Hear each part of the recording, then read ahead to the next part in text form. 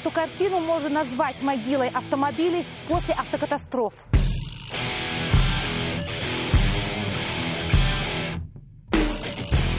Туристы, посещающие нашу страну, думают, эти черные треугольники, скворечники. Жаль, они свидетели смерти. Смерти молодых людей, погибших в автоавариях. Вдоль дороги их очень много, но невозможно сказать, что эти памятники трагических событий как-то влияют на сознание нарушителей правил дорожного движения.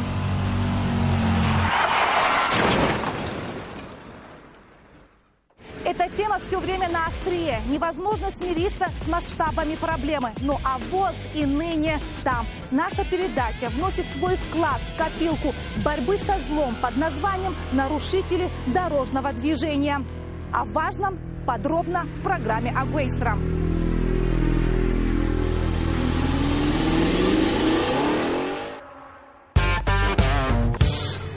Тему ДТП не раз озвучивали в СМИ, да и у нас в программе Агуэйсра.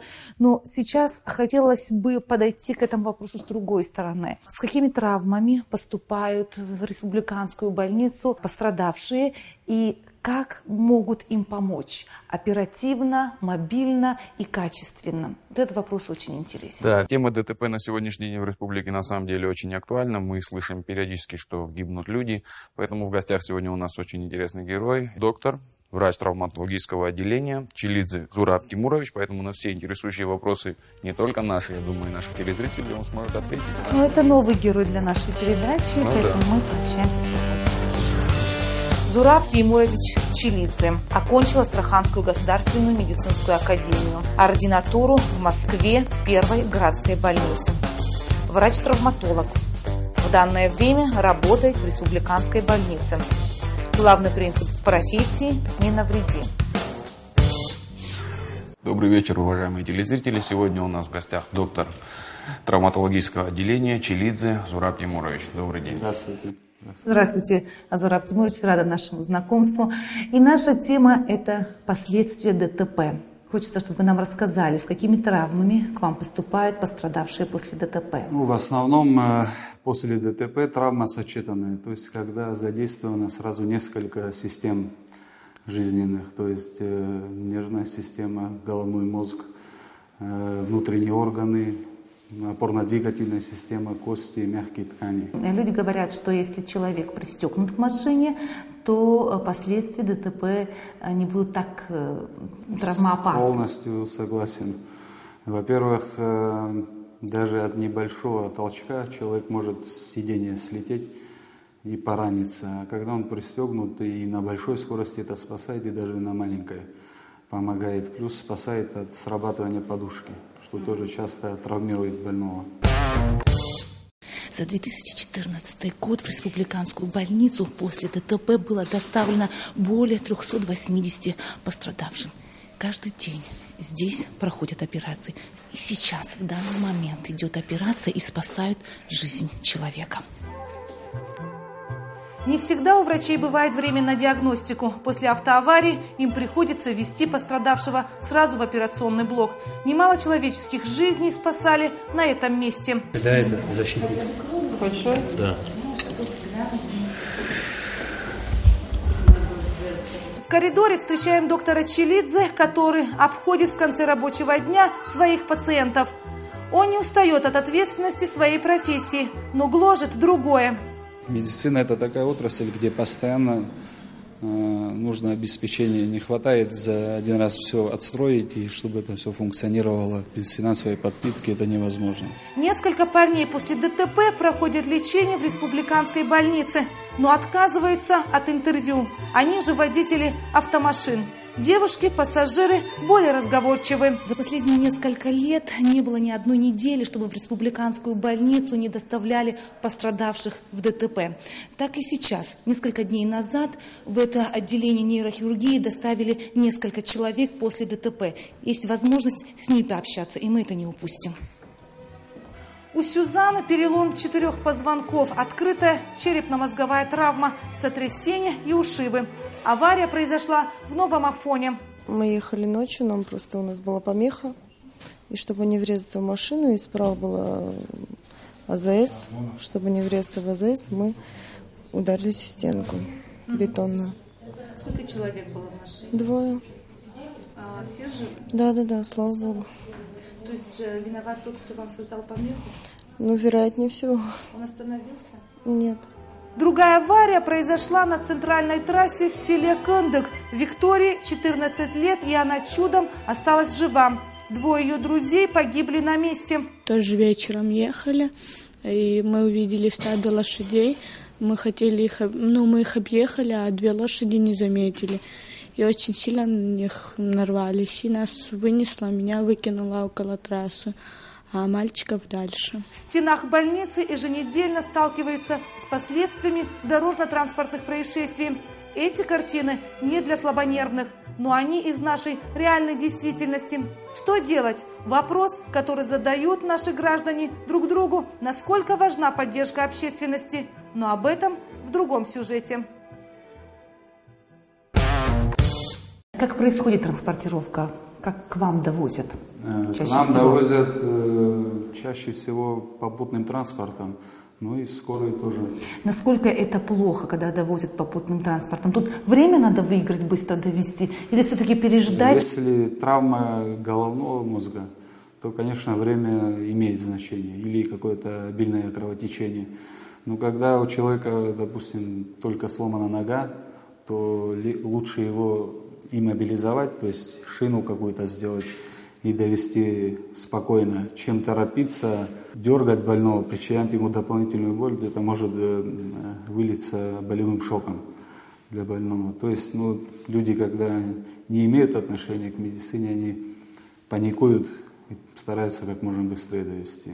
В продолжении паники, паника родственников. Я знаю, насколько это мешает работе врачам, потому как мы еще и люди очень эмоциональные, начинают давать советы, хотят все быстро, хотят знать, что будет жить, какое у него будущее и так далее. Насколько это мешает вашей работе? Вплоть, мне кажется, даже, может быть, до безопасности доходит вопрос.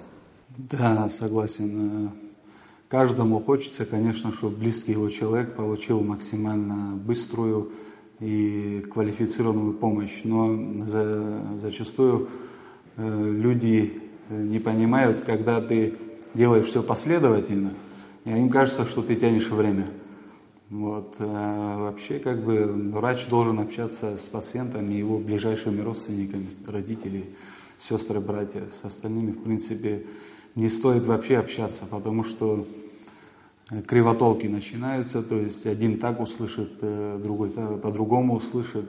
Мнения расходятся иногда даже у самих родственников. По сути, происходит паника, дезинформация между родственниками, и, соответственно, их становится еще больше. В последнее время у нас ситуация улучшилась в этом плане, появилась охрана, и пропускают только, как я говорил, ближайших родственников. Положен один ухаживающий на одного больного. В ДТП погиб мой единственный брат. 5 лет назад трагедия произошла в Гудаутском районе. Группа молодых ребят возвращалась с увеселительного мероприятия. Водитель превысил скорость, потерял управление и машину занесло на обочину. Астамур Квициня погиб на месте. На кого вся семья, на кого весь род опирался, на кого возлагались всевозможные надежды, и в один прекрасный день, еще не достигнув 28 лет, его не стало.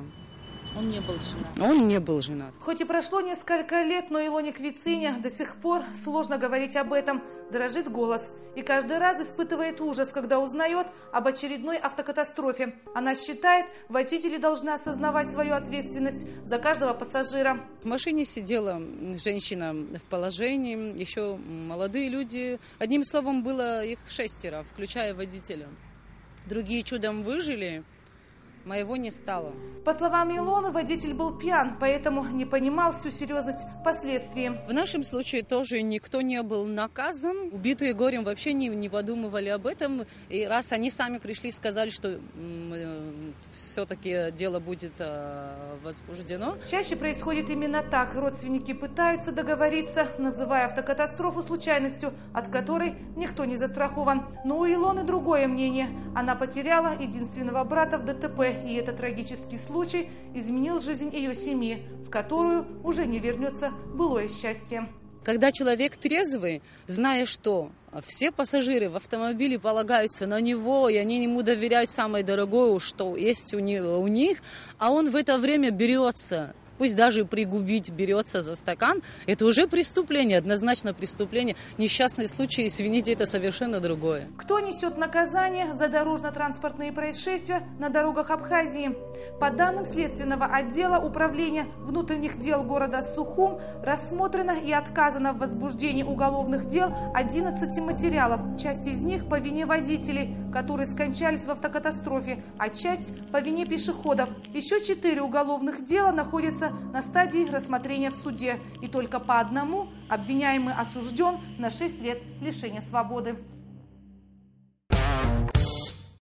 При поступлении, в первую очередь, если состояние больного позволяет, мы его обследуем инструментально, то есть рентген, кардиограмма, УЗИ.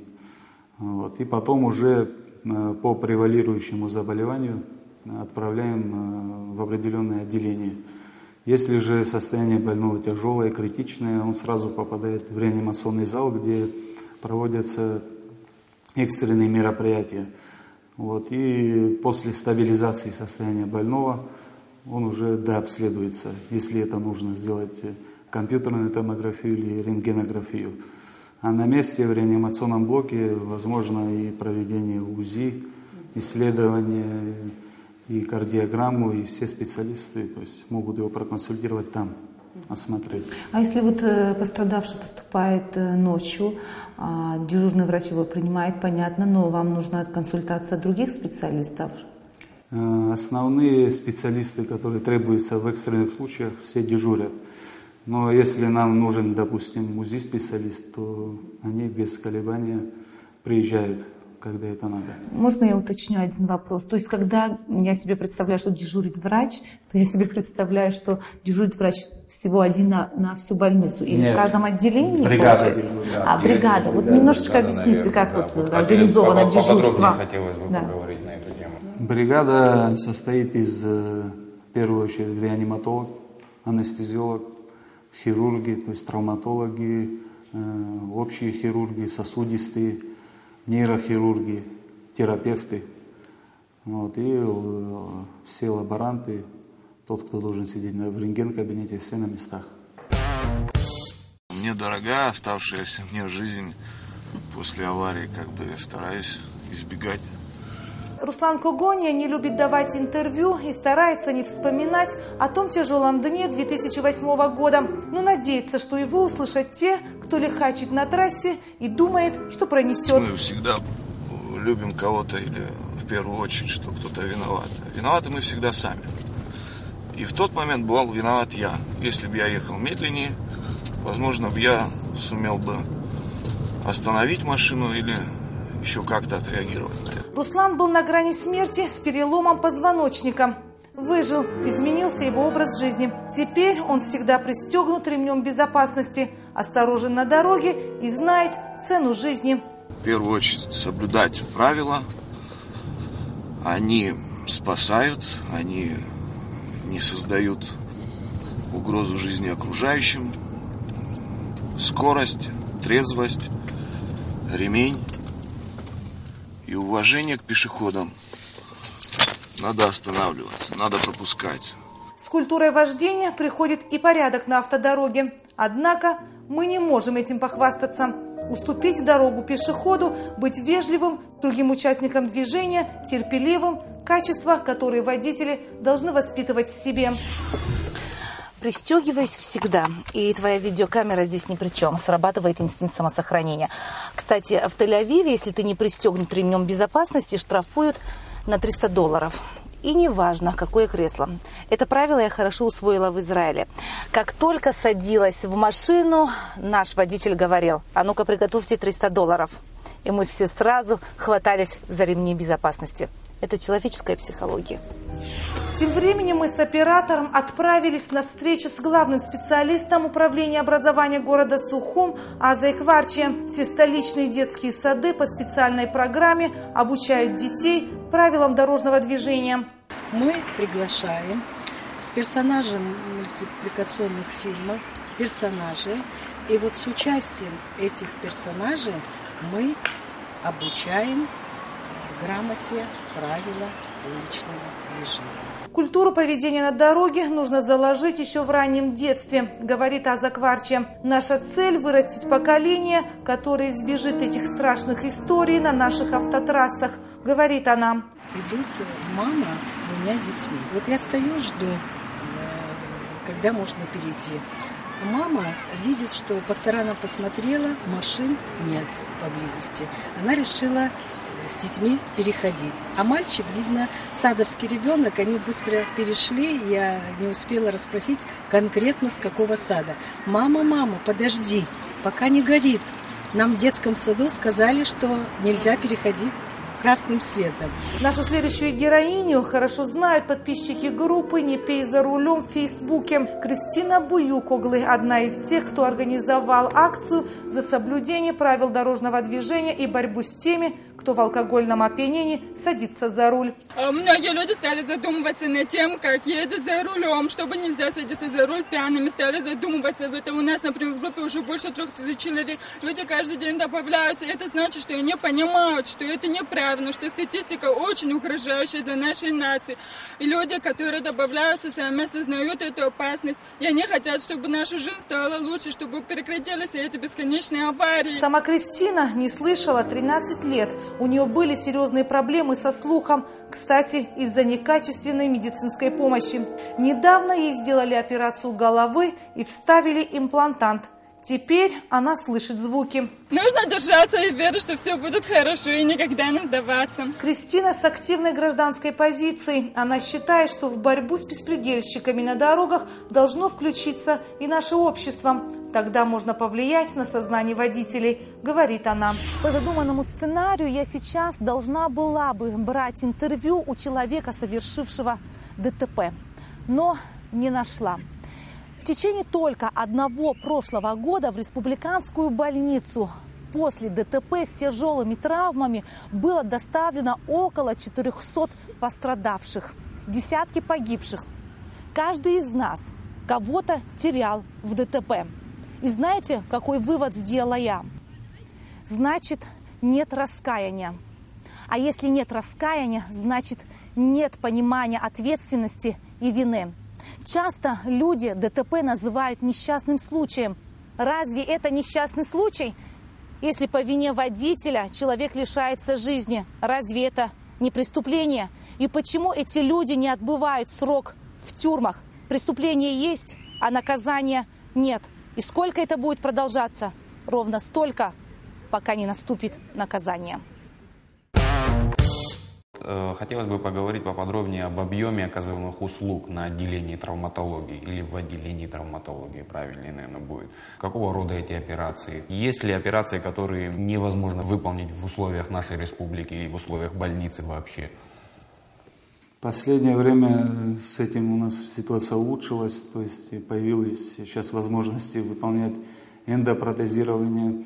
Появились современные аппараты, это замена аппарата Мелизарова, если знаете, кольца со спицами, такой массивный, неудобный аппарат. Сейчас появились аналоги швейцарских аппаратов, аппараты внешней фиксации. Они применяются при открытых переломах, когда нельзя сразу внутри человека оставить какой-то фиксатор. Он остается снаружи, рана спокойно заживает, можно заменить. Кроме тяжелых операций на тазу, единственное, и то там нужен специальный инструментарий. Кто снабжает больницу необходимыми материалами? Металлоконструкции, все материалы, которые в операционной мы используем, государство. Вы вот так сейчас все описали, что у вас все хорошо, у вас все есть, специалисты есть. А вот в чем-то проблема в любом случае наверняка есть. Вот расскажите, раскройте. Мы отстаем в высокотехнологичных методах лечения. То есть или малоинвазивных, малотравматичных. Вот. Допустим, перелом возьмем голени. Сейчас мы что можем сделать? Мы открываем область перелома, то есть разрезаем кожу, мягкие ткани, накладываем пластину и фиксируем. Сейчас есть возможность сделать через один небольшой сантиметра 2-3 разрез внутрикостно вводить металлофиксатор.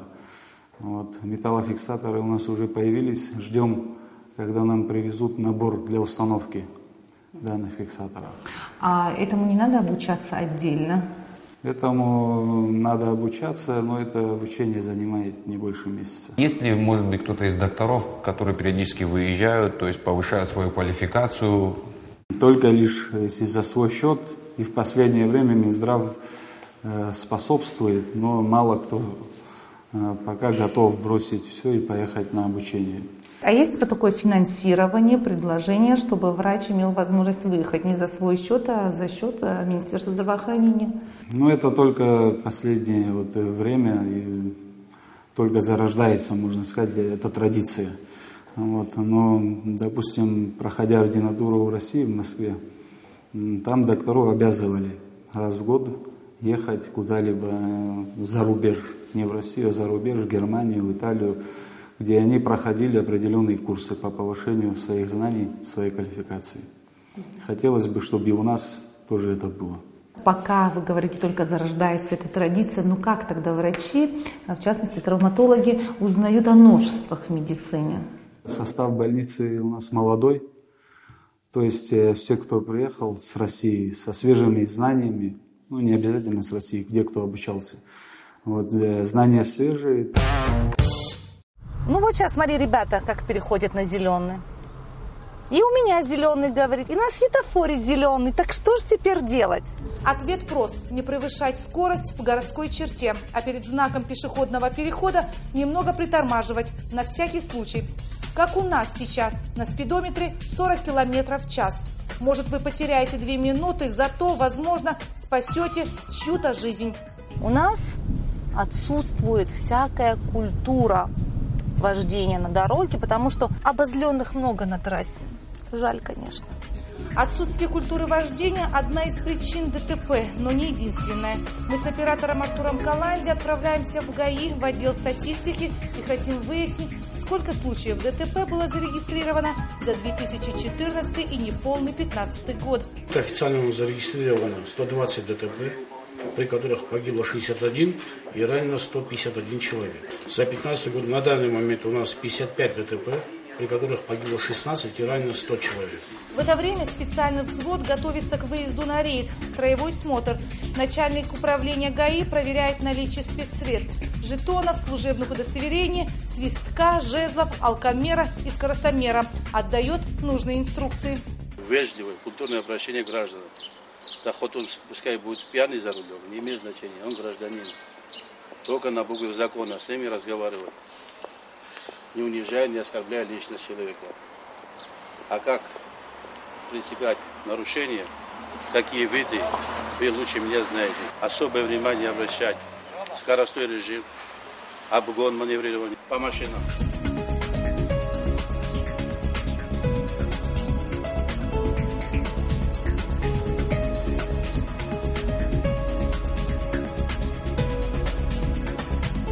Эта специальная группа сегодня работает до 12 ночи. Первый пункт – район вокзала. Участок сложный, движение насыщенное. Сотрудники ГАИ оперативно начинают свою работу. Во время рейда сотрудники ГАИ имеют право останавливать всех, даже если нет нарушений, для проверки документов. Водители, особенно молодые, проявляли недовольство, но были сдержаны. Не то из-за присутствия начальника ГАИ, не то видеокамеры, но хотелось думать, что наши граждане меняются и учатся правопорядку. Доверенность исымазан. Из чего мне доверенность? Чиз жаз какой-то машина, юмиш қалат мекена сахизалай қасым сіздер биязан исымазан. Шереш Гуана говорила, милиция рулейшет шгема. Маму. А оборот их Артуров о законе Шико Ханука Рахиб Зекота Цукляныгот. Несмотря на дождь, сотрудники ГАИ продолжают рейд. И тут, в гуще работы, начинаешь ощущать, как нелегка их профессия. Водители раздражают требования сотрудников ГАИ. Кое-кто даже пытается хамить. Лишний раз не провоцировать людей, да, они, конечно же, пытаются провоцировать. А если вас оскорбляют, хамят там? Надо в любом случае как-то успокоить водителя, чтобы не было никаких недоразумений между водителем и инспектором. Мы заметили одну закономерность. Все водители, которых останавливали, сразу хватались за телефоны, звонили кому-то. Четкая картина нашей ментальности. Подключить связи. Пускай документы поднимут, протокола, и какие машины там увидят записаны. То есть нет привилегированных Абсолютно. машин? Наоборот, мы джипы останавливаем. Отдельная критика в адрес ГАИ, что владельцы дорогих автомашин избегают ответственности. Во время наших съемок мы не заметили таких действий. Надеюсь, закон будет одинаково суров для всех, потому как каждый из нас может стать жертвой нарушителя правил дорожного движения. Вот возвращаясь к последствиям ДТП, вот насколько часто к вам поступают пострадавшие? Не хочу сглазить, но в последнее время тоже немного снизился процент поступающих с ДТП, но все равно он очень высок. Особенно к Новому году ближе, когда вот праздничное настроение у людей. И все это связано в основном с алкогольным опьянением. То есть человек перестает адекватно оценивать ситуацию, думает, что он все понимает, все контролирует, но на самом деле концентрация теряется и происходит ДТП. Ну, в последнее время сотрудники ГАИ тоже ожесточили свои действия, да, и поэтому, возможно, какие-то результаты. Надеюсь, уже что это начинают будет появляться. продолжаться очень постоянно.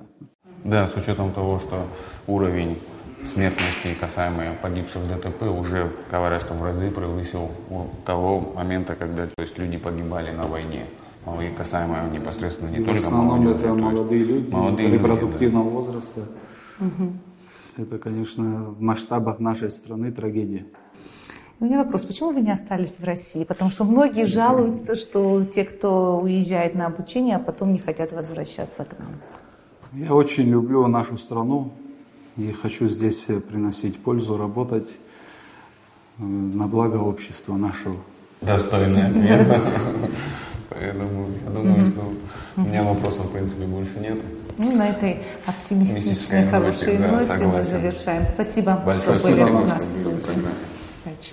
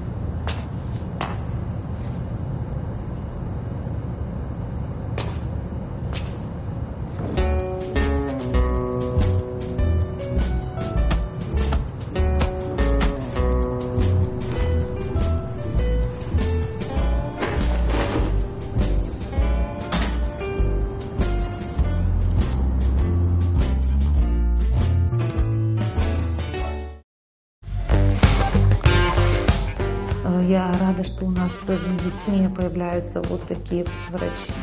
Конечно, это рывок, шаг вперед. Да, с учетом того, что медицина сегодня не стоит на месте. Современное мышление чувствуется. Но я надеюсь, вы там вот все ребята дружные, крепкие. Ну, мы в любом случае стараемся, друг друга поддерживаем, то есть советуемся с друг другом. Это необходимость сегодня. После сложной темы можно чай попить.